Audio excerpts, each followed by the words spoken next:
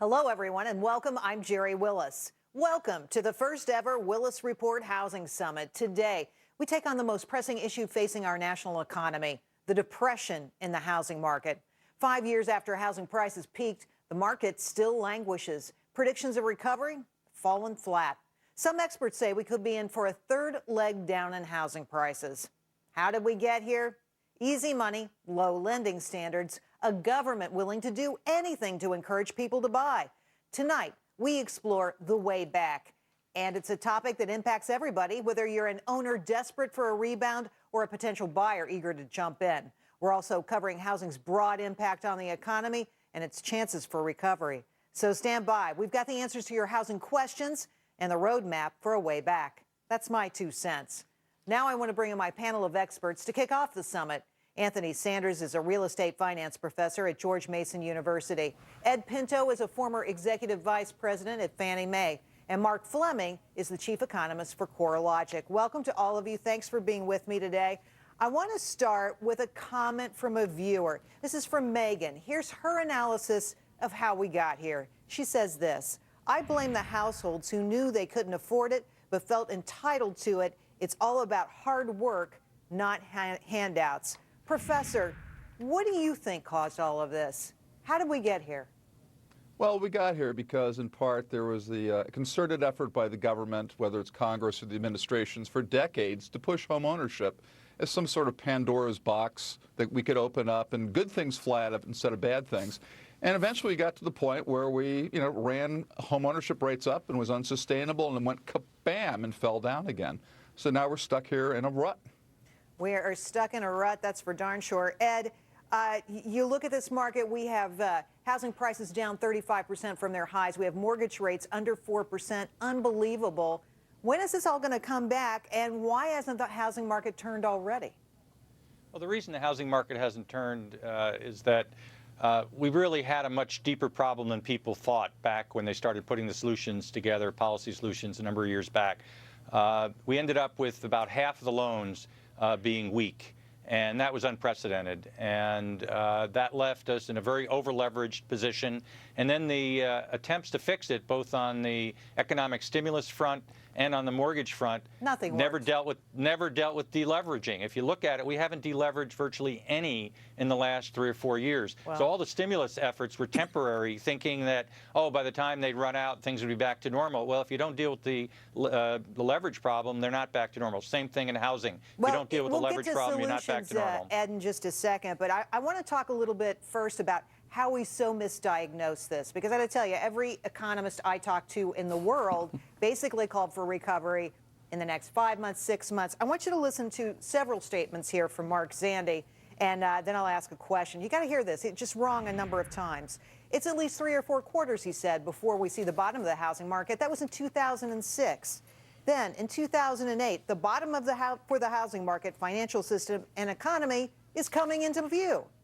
And then 2009, the housing market is stabilizing. I expect by this time next year, the market will have hit bottom. Not true yet. And then finally, September of last year, a full-fledged expansion should take hold by this time next year. It's this time next year, we don't have a recovery. Mark, how can economists be so wrong about this?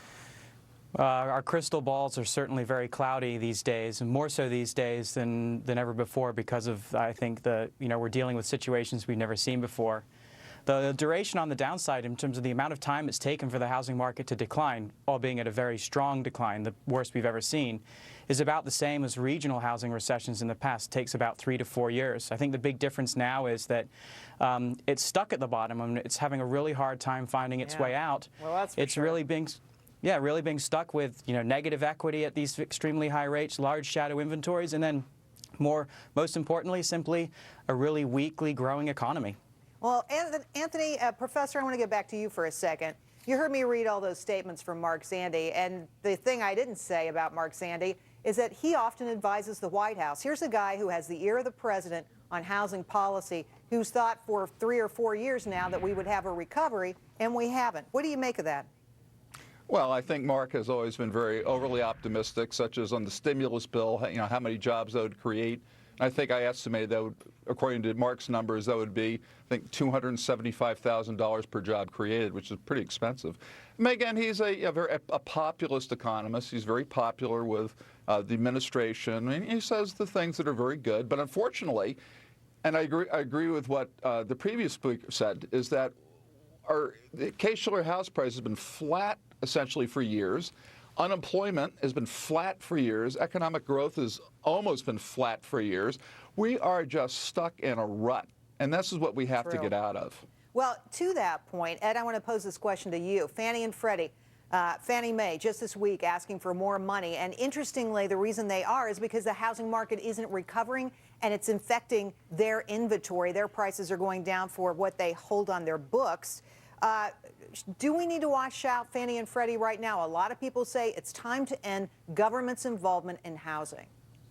It's time to start ending the government's involvement in housing, and we thought there was going to be a good first step. It may still happen on October 1 when the loan limits for Fannie, Freddie, and FHA went down, but then the Senate sort of upset the plans of the administration and others when they went ahead and voted to raise them. We'll see what happens this coming week. Hopefully the House will stand strong and not do it. You have to start backing the government away so that the private sector can start coming back in. If you don't start doing that, there are other things that have to be done also, but if you don't start doing that, it's going to take a very, very long time for this recovery to happen. Professor, though, I mean, it seems like the government's done everything wrong it possibly could in this marketplace. How do you make that transition to a private sector market? I know in Canada, for example, they have mortgages that last only 5 years, so you refi all the time. You're constantly turning over that mortgage. Is that a better example? Well, and I agree with that. We have to start first, just start inching them or out of the way. And the conforming loan limit one is a perfect one where they can actually sustain what they'd already put in, is that lower the conforming loan limits to get them out. But the issue is that 30-year fixed-rate mortgages or ARMs like they have in Canada, the rollover, will be present even if Fannie and Freddie cease to exist or cut back to 50% share. This is just scare tactics by those that don't want these institutions to go away. The market will find a way to survive. Well, you know, you would hope so. You just don't know how long it would take. Mark, a question to you, and I think this is the thing that gets ignored all the time. The housing market is critically important to the U.S. economy. It's the first thing that typically recovers. When people buy a new home, they spend $8,600. They're putting money right back into the marketplace. You know, home builders also hiring so many people when the market is good. How important is housing? Why do we need it so desperately? Well, certainly home building and construction is a very large component of GDP growth, and so with the home building sector not building new homes, actually at historically low levels of building activity, that's just not a contributing factor. And as you said, it's one that usually contributes to pulling out. It's actually sort of a good thing for the housing market that we're not adding new inventory. We have plenty of excess inventory out there, so more new homes is not necessarily a good thing. But what we're left with is nothing from that from the construction industry, and then consumers having really been hit by the wealth being reduced by the house price declines.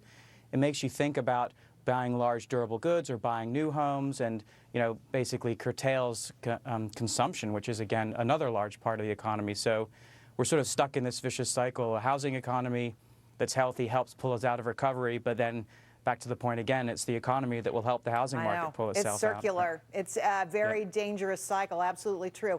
Well, Anthony, Ed, and Mark, thanks. Hang tight. We're going to come back to you. Welcome back. It's the Willis Report Housing Summit. We're still talking with Professor Anthony Sanders of George Mason University, Ed Pinto, formerly with Fannie Mae, and now joining us, David Crow, Chief Economist for the National Association of Home Builders. I'm going to go, David, to you first. We were just talking about home building and how important it is to the economy. How do you feel looking forward into next year about what the pace of home building might be? Well, the pace is going to be slow. We are in a deep hole, although we have been crawling out. We're about 20% above the very bottom. So I wouldn't say we are completely static, but certainly the recovery has been extremely slow. And I think that will continue on into next year simply because the overall economic recovery is relatively slow. And until we get jobs back, until we get people feeling comfortable that their employment is sustainable, we're not going to get them back into the housing market. I believe you're absolutely right about employment being the key to coming back here. But I want to show all of you some numbers from a poll. Folks asked, what is owning a home today? Is it a dream or is it a nightmare? 52% say it's a dream. 48% say it's a nightmare. Americans' experience with home ownership over the last 4 years has been abysmal, horrible. Ed, to you, is the American dream dead? I don't think the American dream is dead. I think what needs to change is homes should not be looked at as investments. They really should be looked at as shelter. If they go up in value, great, but you can't count on that. And so what you need to do is you have to have a down payment, you get a loan, you pay off the loan. And we broke two of those pieces when we did away with the down payment and we did away with paying off the loan. And so everyone now many people are over leveraged. That needs to change, and it needs to go back to jobs. I think what was said is there are dozens of ideas that have come up. You can read them in the Wall Street Journal. If you created 1 million new permanent jobs, you'd add about $100,000 to GDP for each job. That's $100 billion. But what we we've haven't been done doing, that. We haven't done that yet. and we've done the reverse. In a second, I want to talk about explore some more about this idea of where we are in this recovery and where individual Americans think we are. You know, Anthony, Ed was saying you can't think of your home as an investment, but I got to tell you, I'm a homeowner, and if I'm going to give anything 33% of my income, it better work out for me. I better make money on it. That's the way I feel, and I think a lot of homeowners out there feel the same way. What are the chances that in the next 3, 4, 5 years this market will recover? Well, again, let's take a look at step backwards. When we were telling everyone, the government at least was telling everyone that home ownership's great for you, we have to build this up, blah, blah, blah, blah, blah. We lost, American homeowners did, $7.25 trillion in home equity from the peak of the bubble to today. Why are we encouraging people to consider it an investment? So I agree with Ed. They've got to go back and just say this is shelter. It's great. You can have nice-looking shelter, but don't think of it as a store of value. Look to other investments. Wow. And when will the market recover? Well, again, I mean, this could take several years, more years, given the existing supply of inventory. And foreclosures are still going on out in California. They're they're rising. 7% went up. I saw that. And again, this could go on 2, 3, 4, 5 more years. Well, I respectfully disagree with you because in the past, in history, even the Federal Reserve reports that the biggest store of cash that retirees have is their home. It's not a pension. It's not a 401k. It's been their house. So Americans have become accustomed to thinking of it as an investment. You guys say, don't think about it that way anymore. Maybe you need to change the metrics.